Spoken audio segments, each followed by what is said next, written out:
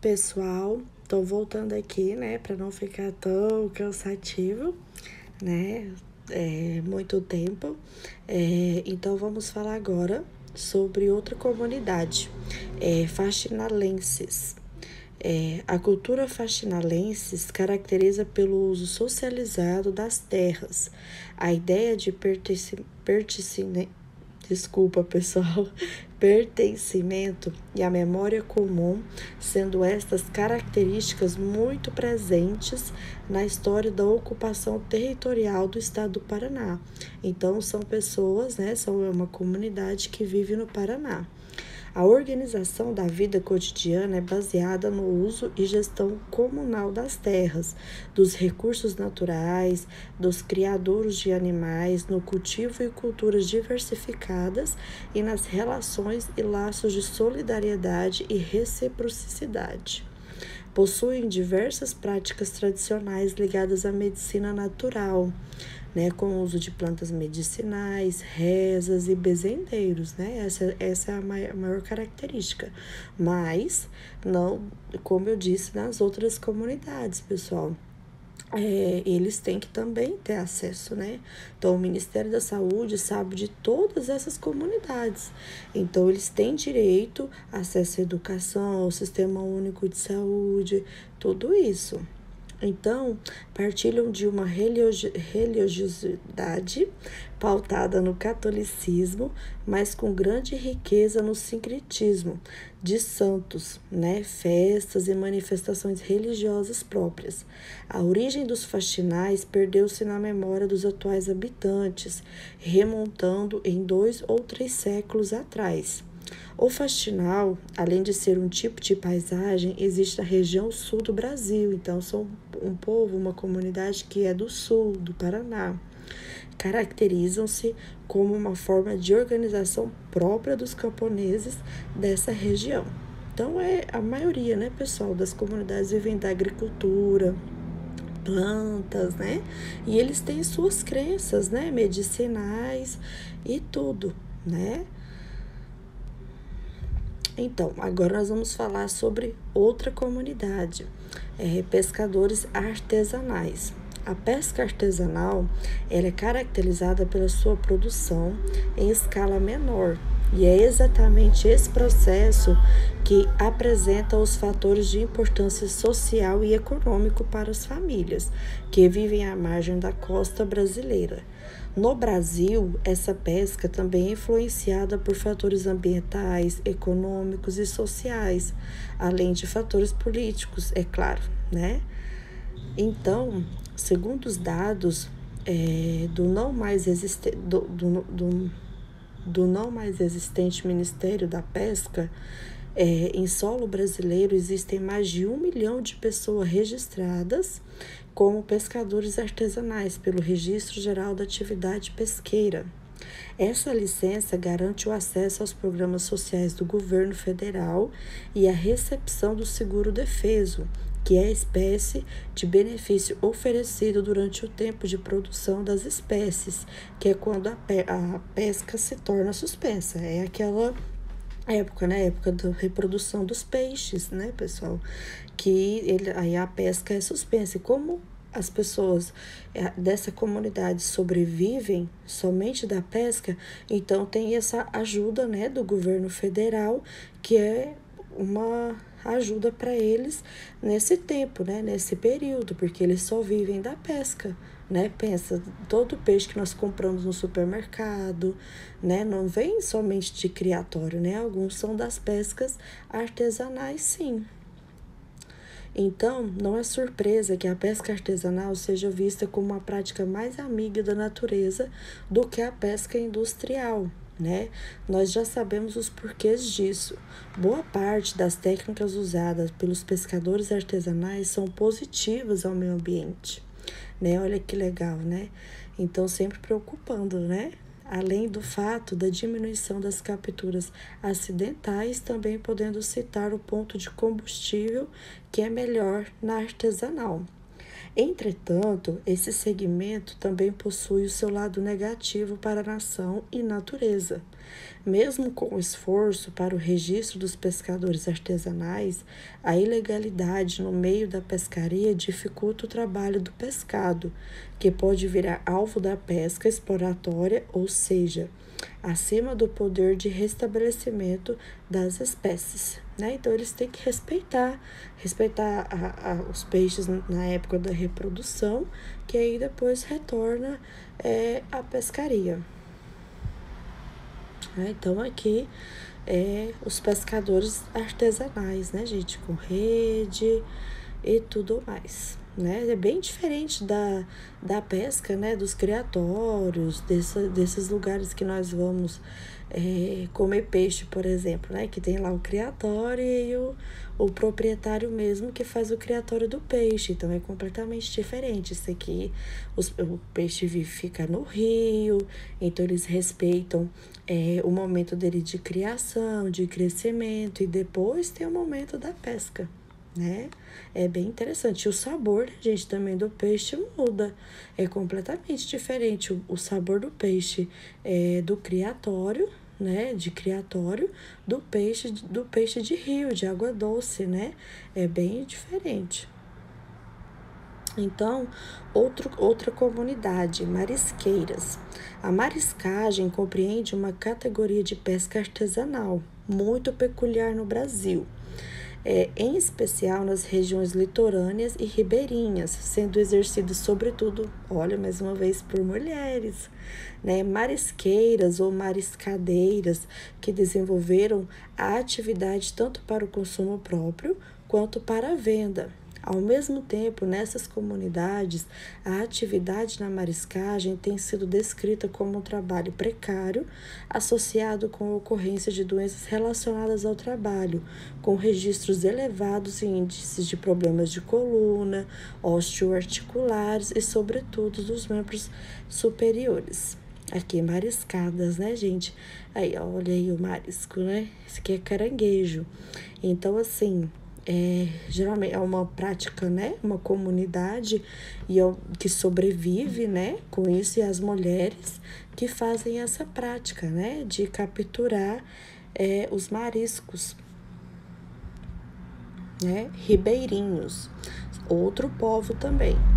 O povos ribeirinhos ou ribeirinhas, pessoal, mais uma vez, todos eles têm, volto a repetir, todos eles têm direito ao Sistema Único de Saúde, à educação, tudo isso que eu estou dizendo para vocês é porque são povos que não vivem, volto a repetir, que não vivem na nossa civilização, eles vivem nas fazendas, eles moram nesses lugares, né, e sobrevivem disso. Né, eles sobrevivem disso. Então, pensa a dificuldade, né? Que é para ir até a cidade. Então, assim, por isso que existem vários programas de saúde pública para para essas determinadas comunidades, né?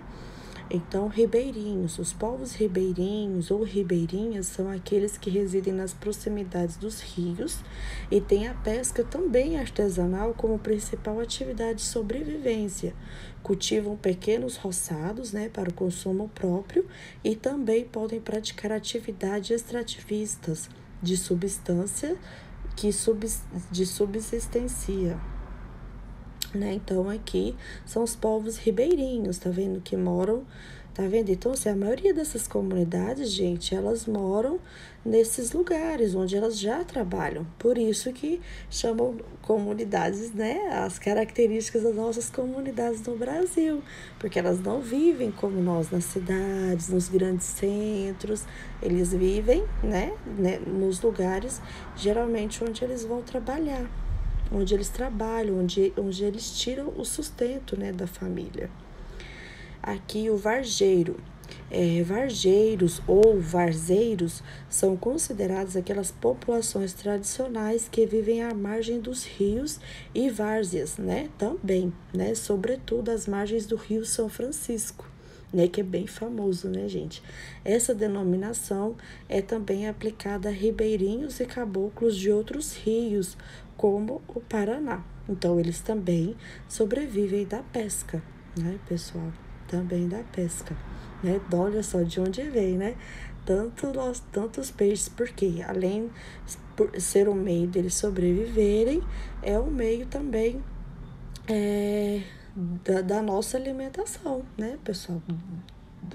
Do produto, do peixe que nós compramos, né? Às vezes pode ser de criatório, mas tem essas comunidades que sobrevivem disso.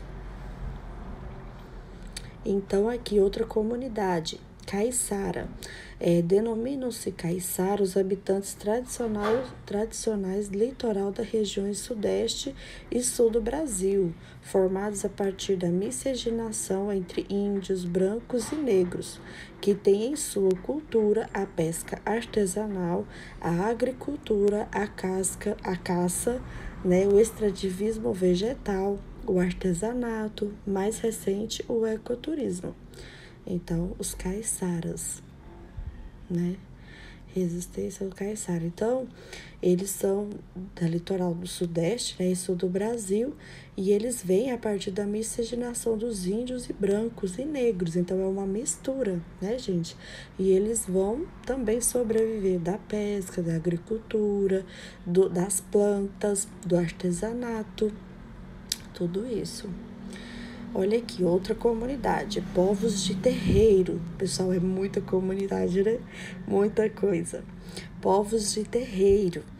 Os povos de terreiro são os conjuntos de população, em sua maioria de origem afro-brasileira, que está ligada às comunidades religiosas de matrizes africanas por vínculos de parentescos ou iniciáticos. Assim se definem em razão pertencimento, né? Uma vez que se estruturam em torno de organizações sociais, religiosas, de intensa forma de sociabilidade coletiva. Religiões de matrizes africanas são conjuntos de práticas religiosas que se originaram através das populações negras africanas escravizadas no Brasil. Então, os povos de terreiros, eles vêm, né, dos escravos do Brasil, né? Pertencem a esse conjunto de práticas: o candomblé, o batuque, o tambor de mina, a pejalança, a macumba, a umbanda, dentre outros. Isso tudo são aqueles povos de terreiro, né, gente? Que a gente fala, tem um terreiro em tal lugar. Então, eles têm suas próprias crenças, né, também. E eles também vivem no próprio espaço deles, né? Tanto é que muitas pessoas podem ir, né? Se tornam como religião também, e a gente tem que respeitar, porque também é uma comunidade no Brasil, né? E em geral eles se organizam dentro de um espaço territorial chamado terreiro, né? Então eles vêm, né? A descendência deles são dos escravos, né? Então, e dos escravos, e aí eles têm o próprio espaço, né? Como terreiro, né, deles. Então, os terreiros são os locais sagrados de culto e estão presentes em todo o Brasil, né? Os espaços de organização do culto, bem como suas dependências internas, os locais externos e os locais da natureza são considerados locais sagrados. Então, eles têm a sua própria peculiaridade, né, gente? Sendo assim, a territorialidade dessa população se expande para além do local físico de onde se organizam, né? Então, aqui é o exemplo, né, de um terreiro, né, né, o pessoal, a comunidade de os terreiros, tá vendo? É bem legal, bem interessante, né? Essa parte, né? Povos de terreiros, porque a gente tem tanto preconceito, né? Com gente, o terreiro ali que faz macumba, né? De umbanda, que a gente mais ouve falar. Mas a gente tem que respeitar, gente, porque são crenças deles e já vem desde os escravos, há muitos e muitos anos. Então, a gente tem que respeitar, né? É importante a gente respeitar a religião, a comunidade de cada um, a crença de cada um, né? Porque eles nasceram e cresceram assim, né? Muitas vezes quem quer e tem vontade de conhecer e de participar, né? É muito bem-vindo. Então, praieiros são outra comunidade. Homem ou mulher que mora na praia ou no litoral, né? A palavra praieira é ainda mais abrangente, pois coloca o elemento inserido no habitat em que reside.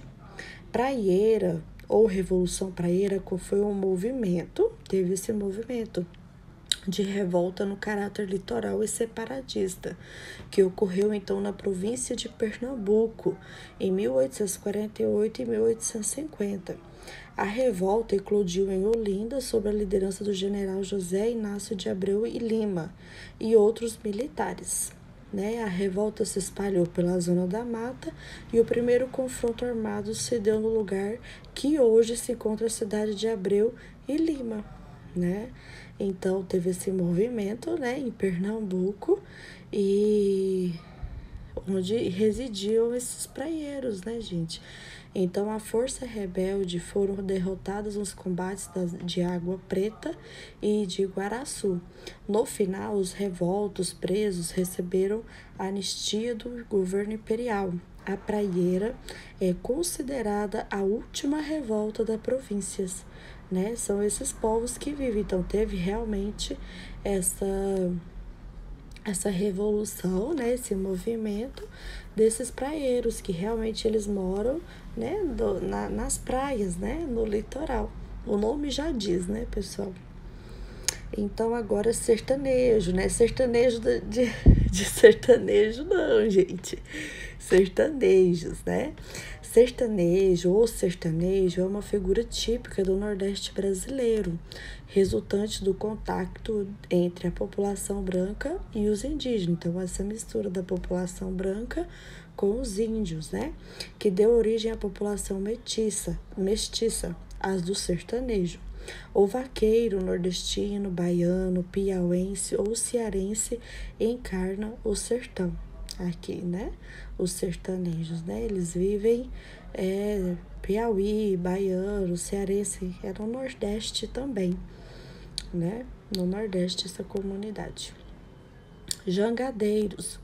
O jangadeiro é um pescador artesanal também, que vive da pesca, conduz e utiliza a jangada como embarcação, referindo-se como indivíduo, dono, padrão ou tripulante dessa embarcação tradicional. Os jangadeiros sempre obedecem às regras bem conhecidas de uso das marés, dos regimes de ventos, das correntes, da sazonalidade da pesca. Em função disso, suas incursões no mar variam bastante quanto ao tempo de permanência, ao trajeto navegado e ao tipo de pesca que vão conseguir. Um período de permanência comum era de 3 dias e 1 semana, algumas vezes, como relatam antigos pescadores. No Mar Alto, a até 120 quilômetros da costa, essa duração é cada vez mais rara e os jangadeiros, dificilmente ultrapassam os 3 dias.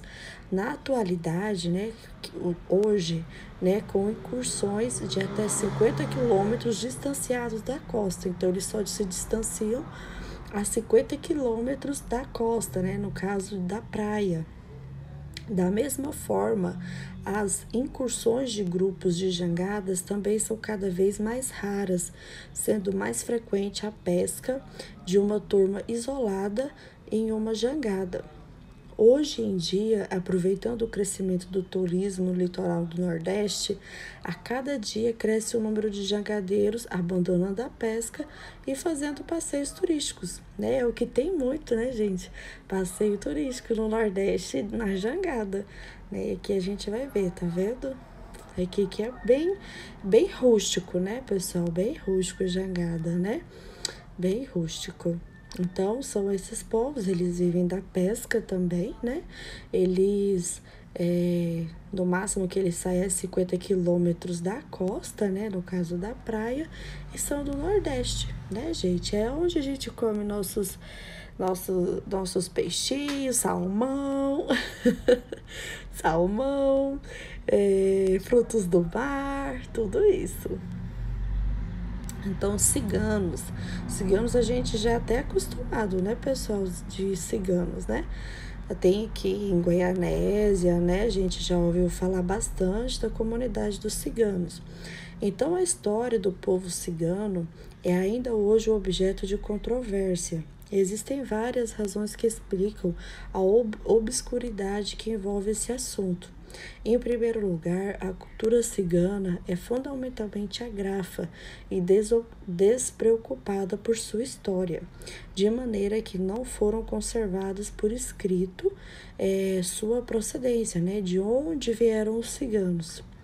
Então, cigano é o exônimo para em Roma, né, em singular rom, o termo que é traduzido para português significa homem e designa um conjunto de populações nômades, né, que eles não ficam em um lugar fixo, sempre se mudam, que têm em comum a origem indiana e uma língua, o romani, que é originada do noroeste do sul do continente indiano.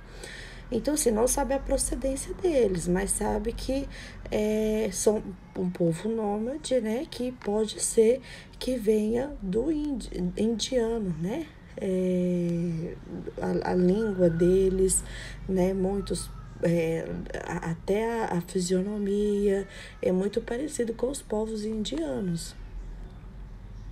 São considerados uma rica forma de expressão do povo cigano. Durante a Segunda Guerra Mundial, assim como os judeus, os ciganos também foram perseguidos e exterminados pelo nazismo, né? Então, já desde aquela época já existia. Entre as características culturais dos ciganos, destacam-se o flamenco, tipo de música e dança da região da Andaluzia, na Espanha. Então, assim, os povos mesmo ciganos, gente, eles têm essa cultura, né? Não é somente aqui em Goianésia que a gente já ouviu várias histórias de cigano que fez negócio com cigano, que fazer negócio com cigano é treta, né? É treta, que é o que mais nós ouvimos falar aqui. É treta fazer negócio com ciganos, mas eles têm toda uma história por trás deles também, uma crença e tudo, é uma comunidade diferente, né, gente? Diferente da nossa, né? Então, a característica deles é essa. Então, hoje, poucos ciganos ainda são nômades no Brasil. De acordo com os dados do censo de 2010 do IBGE, existem no país cerca de 800 mil ciganos. Pela primeira vez foram mapeados oficialmente e acompanhados, né, ciganos no país. Os ciganos são um povo tradicionalmente nômade, né? Isto é, desloca de um lugar para o outro. Originados do norte da Índia, né? Então, tem essa origem indiana. Os ciganos hoje vivem principalmente na Europa, sobretudo na República Tcheca, na Eslováquia, na Hungria, na Sérvia, na Bulgária e na Romênia. Mas ainda tem aqui, 800 mil ciganos pelo Brasil. Às vezes a gente já, né, aqui em Goianésia mesmo, nós já ouvimos falar bastante, né, de cigano e fazer negócio com cigano, que tal cigano estava em tal bairro, uma família de cigano, que logo eles já se mudaram, já foram para outros lugares. É assim que funciona, gente. Então aqui, né, a dança é como flamenco, né, bem interessante mesmo. E cada comunidade, né, pessoal, vocês estão vendo, tem uma característica diferente, né? E por isso que a gente deve conhecer, por quê? Porque são comunidades que fazem parte do nosso país, né? E mais uma vez eu tô repetir que eles têm que ter acesso ao nosso SUS, a todo o nosso sistema único de saúde, educação, mas sempre respeitando as crenças deles, né? A religião, tudo em que eles acreditam, trabalham, tudo isso, né? Porque cada povo é diferente um do outro.